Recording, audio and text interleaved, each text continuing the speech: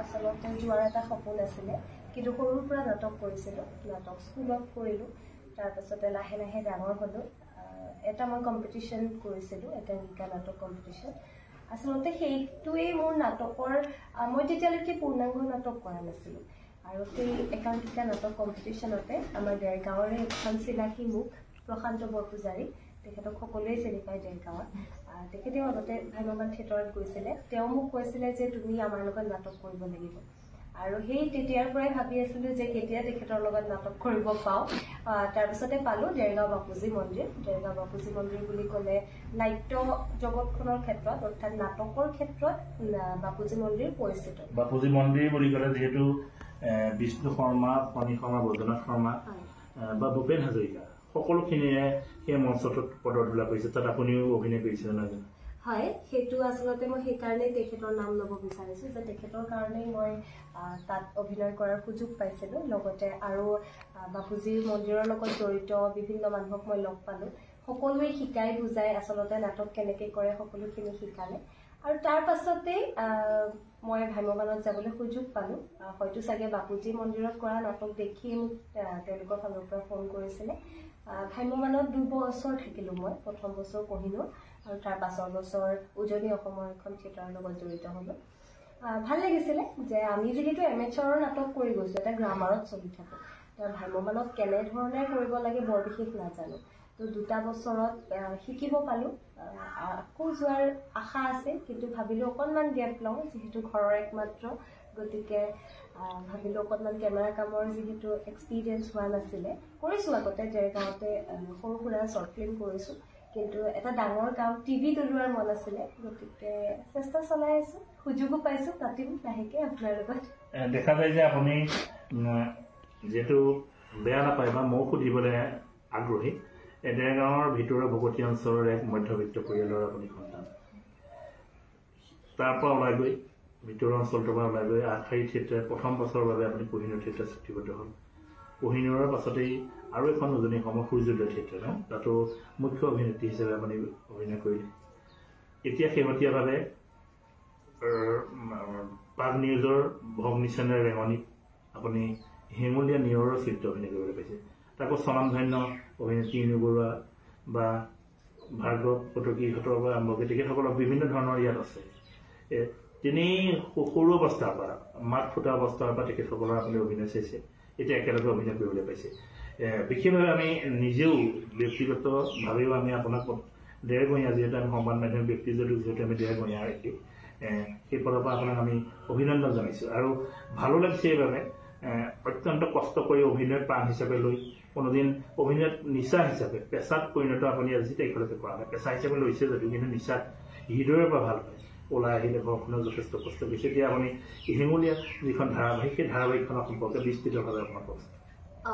হেঙুলীয়া আচলতে ৰেঙনি চেনেল সম্প্ৰচাৰিত হ'বলৈ গৈ আছে মানে বাজি আছে, হয়তো ভিডিঅ'টো আপোনাক চালেকে বাজি যাব। ইনু বৰুৱাৰ পৰিচালনা। আচলতে এটা সপোন আছিলে যে টিভিত যাক আমি দেখি আছিলোঁ, যিসকল অভিজ্ঞ ব্যক্তিক আমি দেখি ডাঙৰ হৈছোঁ, তেওঁলোকক সন্মুখৰ পৰা যে দেখিবলৈ পাম, কাম কৰাটো দূৰৰ কথা, দেখিবলৈ পোৱাটোৱে মোৰ কাৰণে সপোন আছিলে। তো কিন্তু এইবছৰ সুবিধা পালোঁ। সুবিধা পোৱাৰ লগে একেলগে কাম কৰিবলৈ পালোঁ। আৰু ইমান মৰম লগা মা দেউতা এহাল প্ৰথম সোমাই গৈয়ে পাইছোঁ মই, ভাৰ্গৱ কটকী আৰু মিনু বনিয়া বাইদেউ। তেওঁলোক মোৰ মা দেউতাৰ কেৰেক্টাৰত অভিনয় কৰিছে। আৰু ৰেঙনি চেনেলত আচলতে এখনৰ পাছত এখন ভাল চিৰিয়েল বাজি গৈ আছিলে। ইনু বৰুৱা এগৰাকী পৰিচিত নাম, আগতে অভিনেত্ৰী আছিলে, এতিয়া পৰিচালিকা।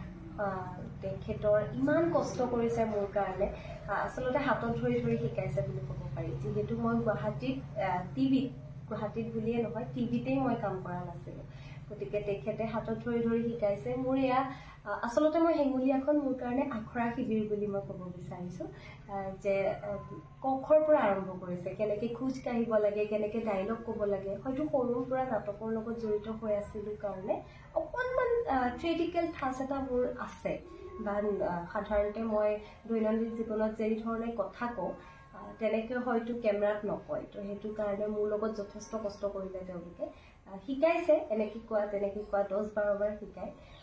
তাৰ কাৰণেতো তেওঁলোকৰ ওচৰত মই চিৰকৃতজ্ঞ। সকলোৱে শিকাইছে, অকল নিলোবা বুলিয়ে নহয়, প্ৰত্যেকগৰাকী অভিনেতা অভিনেত্ৰী। কাপোৰ কি পিন্ধিব লাগে সেই পৰ্যন্তলৈকে কৈছে। গতিকে মই ভাবোঁ মই খুব লাকি যে মই হেঙুলীয়াৰ জৰিয়তে, ইনোভাৰ পৰিচালনাৰ জৰিয়তে মই এইখন জগতত খোজ দিবলৈ সুযোগ পালোঁ। তো মোৰ কাৰণে সেইটো খুব ভাল লগা কথা। অসমৰ সংবাদ মাধ্যমৰ ইতিহাসত মই প্ৰথমবাৰলৈ আপোনাৰ এটি সাক্ষাৎকাৰ গ্ৰহণ কৰিছিলোঁ। আপুনি তেতিয়া উল্লেখ কৰিছিলে যে মই ভৱিষ্যতে ধাৰাবাহিকে বা চিনেমা বা এনেকুৱা দূৰদৰ্শনত আপোনাৰ সপোন আছিলে। আমাৰ আগত কৈছিলে, আমি তেতিয়া আপোনাক কৈছিলোঁ যে আপোনাৰ ভৱিষ্যত আছে। সেই পিছৰ কথাবিলাক আপোনাৰ এতিয়া সাকাৰ ৰূপ পালে। আচলতে সপোন দেখি ভাল পাওঁ। এই জগতখনৰ লগত জড়িত হোৱা সপোন মই সৰুৰ পৰাই দেখি আহিছোঁ।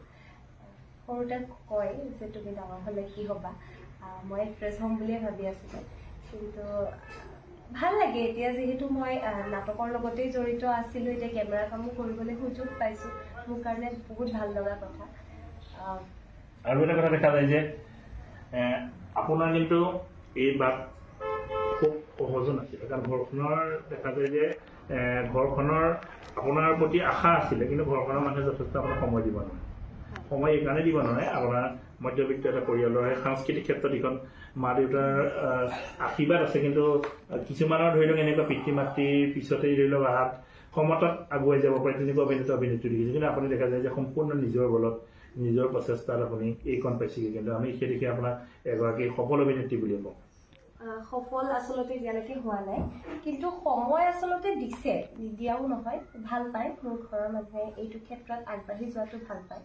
কিন্তু মধ্যবিত্ত পৰিয়াল হিচাপে যিহেতু আমাৰ এটা মই এই কথাটো কৈছোঁ, আপোনাক সময় দিয়া নিদিয়াৰ কথাটো এই প্ৰসংগতে কৈছোঁ।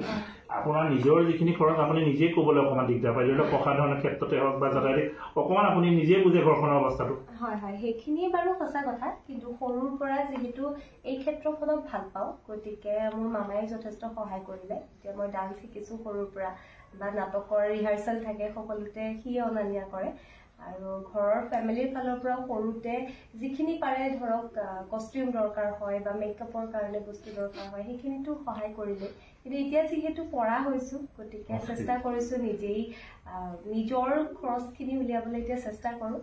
পৰালৈকে কৰি আছোঁ, নহ'লে বেকবন হিচাপে তেওঁলোক আছে। আপোনাৰ হেঙুলীয়া ধাৰাবাহিকখনৰ কথা পাতি আপুনি উল্লেখ কৰে, আপুনি নিয়ৰৰ চৰিত্ৰটো কৰিছে, অকণমান চৰিত্ৰটো সম্পৰ্কে অকণমান কওকচোন। মোৰ চৰিত্ৰটো নামটো নিয়ৰ, গম পাইছে। এজনী আচলতে খুব ভাল ঘৰৰ, যেতিয়া সচৰাচৰ আমাৰ জীৱনত চলি থাকে তেনেকুৱা কাহিনীবিলাক। এখন ঘৰৰ এগৰাকী ছোৱালীক সকলোৱে বহুত মৰম কৰে, মাক দেউতাকৰ লাডলি বুলি ক'ব পাৰি। ঠিক তেনেকুৱা এটা ব্যৱহাৰ চলি থাকিলে এজনী ছোৱালী অকণমান মাজতে বেয়াৰ ফালেও গতি কৰিব পাৰে। অত্যাধিক মৰম, অত্যাধিক বেছি আলসুৱা হৈ থকা এগৰাকী ছোৱালী মাজতে অকণমান পাতল হৈ যায়, উৎপতীয়া হৈ যায়, চঞ্চল হয়। মই এইটো ক'ব বিচৰা নাই যে ছোৱালীজনী বেয়া হৈ যায়, কিন্তু ভালেই, কিন্তু অকণমান চঞ্চলামি কৰে। মৰমৰ আবদালত তেনেকুৱা হৈ যায়। মৰমৰ আবদালত তেনেকুৱা হৈ যায়, তেনেকুৱা অকণমান। কিন্তু পাছলৈ গৈ ময়ো বুজি পাওঁগে। এতিয়াই কৈ নিদিওঁ, কাৰণ সকলোৱে চাব লাগিব। কিন্তু ভাল লাগিছে, সুখী। কাৰণ যিহেতু মই যিজনী ছোৱালী সাধাৰণতে কমপ্লিট বেলেগ এটা কেৰেক্টাৰ, মডাৰ্ণ কেৰেক্টাৰ। মই যদি সহজ ভাষাত ক'বলৈ যাওঁ, মই খুব সহজ সৰলকৈ থাকি ভাল পাওঁ। বৰ বেছি মডাৰ্ণ লুকত মই ইমান মানুহে মোক নেদেখে, কিন্তু এইখন চিৰিয়েলত দেখিব। এজনী সৰু ছোৱালী, কলেজ পঢ়ি থকা এজনী ছোৱালী, কিন্তু অকণমান লুকটো বেলেগ, গতিকে ভাল লাগিছে কৰি। বয়স অনুপাতে চৰিত্ৰটো আপোনাৰ মিলি গৈছে। হয়, সেইটো মিলি গৈছে, কিন্তু কেৰেক্টাৰটো অকণমান বেলেগ হৈছে। যে মই বিপৰীত হৈছে, বাস্তৱ জীৱনতকৈ অকণমান ৰিয়েল লাইফতকৈ ৰিয়েল লাইফত অকণমান বেলেগ, কিন্তু বয়স অনুপাতে ধুনীয়া এটা মিলাইছে। কিন্তু সেইটো কাৰণে মোৰ ভাল লাগিছে, কাৰণ মই দুটা জীৱন পোৱাৰ নিচিনা লাগিছে, ৰিয়েল লাইফ আৰু ৰিয়েল লাইফ। ভাল লাগিছে যে তেওঁলোকেও সহায় কৰিছে যথেষ্ট, আৰু মই যে পাৰিম কিবা অভিনয় কৰিবলৈ অকণমান সুযোগ পাইছোঁ মই চৰিত্ৰটোৰ জৰিয়তে। নিয়ৰ এজনী খুব মৰম লগা ছোৱালী, ভাল লগা ছোৱালী। যি ভাল পায় তাই ভালেই পায়, যি বেয়া পায় তাই বেয়াই পায়। আৰু বেয়া পোৱাটো তাই লুকাই থব নাজানে, সন্মুখতেই কৈ দিয়ে, আৰু ভাল পোৱাটো তাই সন্মুখতেই কৈ দিয়ে। আপোনাৰ বিপৰীতে নায়কৰ চৰিত্ৰত বা আপোনাৰ প্ৰেমিক বা তেনেকুৱা ধৰণৰ কোন আছে অভিনয় কৰিছে? হয়, কৰিছে এজন অপূৰ্ব তালুকদাৰ বুলি কয়। নহয়, তেখেতে বহুত বছৰৰ পৰা কাম কৰি আছে, মোতকে যথেষ্ট অভিজ্ঞ। দেখাইছে এটা সৰু লাভ ষ্টৰীৰ নিচিনা, ভাল পাব। তেখেতো যথেষ্ট অভিজ্ঞ মোতকে, তেখেতেও যথেষ্ট সহায় কৰিছে মোক, বহুতখিনি নোৱাৰাখিনি দেখাই দিছে এনেকে কৰিবা, আৰু খুব কমফৰ্টেবল হৈ পেলাই কৰিছে। ধাৰাবাহিকখনৰ চিত্ৰনাট্য পল্লৱ প্লাবন দাদা, তেখেতে খুব ধুনীয়াকৈ তেখেতৰ বিগত চিৰিয়েলবিলাক খুব ধুনীয়াকৈ লিখিছে। এখন অলপতে শেষ হৈছে গুণগুণ কথা মৰমৰ বুলি, সেইখন তেওঁ লিখিছিলে। গতিকে সেই চিৰিয়েলখনক মানুহে যথেষ্ট আদৰি লৈছিলে। আশা কৰিম যে হেঙুলি আকৌ ঠিক সেইদৰেই আমাক আঁকোৱালি লওক। আৰু খুব আচলতে এইখন চিৰিয়েলত মুখ্য কেৰেক্টাৰ বুলি যিহেতু নাৰী কেন্দ্ৰিক এখন চিৰিয়েল, কিন্তু হ'লেও প্ৰত্যেকটো কেৰেক্টাৰৰে গুৰুত্ব আছে, প্ৰত্যেকটো কেৰেক্টাৰৰে নিজা নিজা এটা চিনাকি আছে। ধাৰাবাহিকখনটো যথেষ্ট দীঘলীয়া হ'ব কাহিনী ওলাই যাব। আপুনি এতিয়া বৰ্তমানলৈকে কেইটামান খণ্ডত ভূমিকা মাৰিব বা আপুনি অভিনয় কৰিব, কেইটামান খণ্ড এতিয়ালৈকে এনেই অনুমানিক যদি অকমান কয়?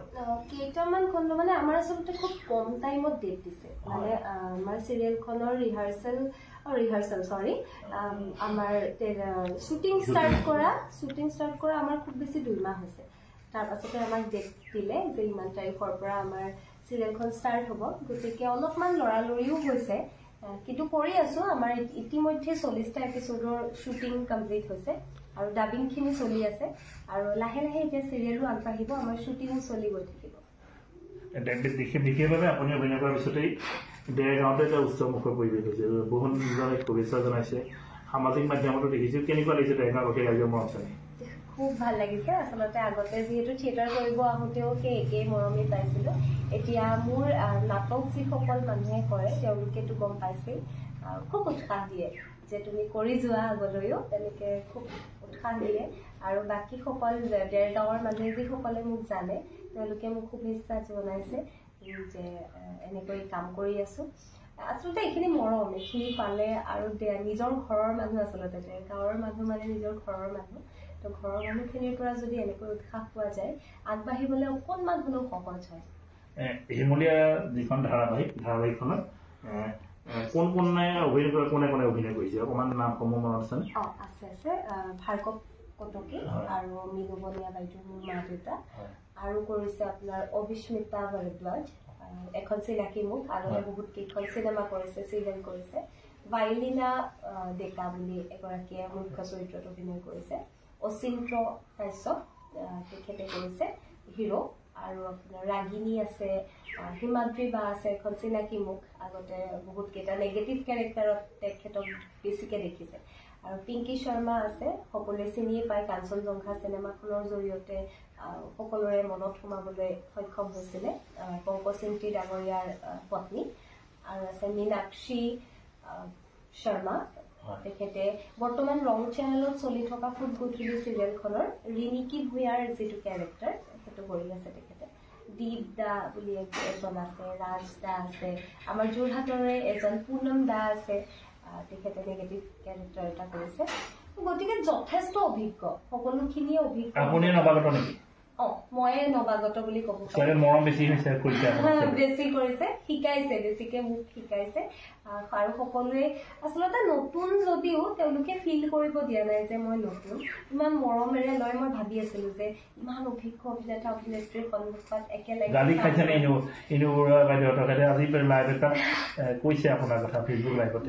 নাই গালি তেনেকে খোৱা নাই, কিন্তু বায়ে আচলতে যিহেতু শিকাম বুলিয়ে তেওঁলোকে মাতে, এক্টিং নোৱাৰিলে গালি নাপাৰে, কিন্তু মানে যদি আমি চিনচিয়াৰ নহওঁ, ধৰক আমি বস্তু কিবা পাহৰি গলো, তাত কণ্টিনিউটিত আছে, তো গতিকে সেই বস্তুখিনি পাহৰিলে অকণমান বেয়া পায়। কিন্তু যদি আমি অভিনয়টো জনা নাই, এবাৰ দুবাৰ নহয় 10 বাৰ। আৰু এটা কথা দেখা যায় যে অপেক্ষাধাৰী নাটকৰ ক্ষেত্ৰত ইনু বৰুৱা বাইদেউ এটা বিশেষ পৰিচয় আছিল। নাটকৰ মানুহ হৈ পেলাই সকলোখিনি এটা বৃহৎ টিম কৰে যে স্বনামধন্য অভিনেতা ইন্দ্ৰবনীয়া, তেখেতৰ সহধৰ্মিনী মিনুবনীয়া বাইদেউ আছে, আপোনাৰ মাতৃ হৈছে বিশিষ্ট অভিনেতা, ৰাজ্যখনে এজন বিশিষ্ট তথা প্ৰবীণ অভিনেতা ভাৰ্গৱ কটকী, যিসকল লোকৰ লগত আগৰ আমি অটুকাল এখন লোৱাটো এটা সৌভাগ্যৰ বলত বুলি ভাবোঁ। তেখেতসকলৰ লগত একেলগে অভিনয়, এইটো বৰ নতুন এগৰাকী অভিনেত্ৰী হিচাপে মই এইবাবে আপোনাক সুধিছোঁ, কথাটো বৰ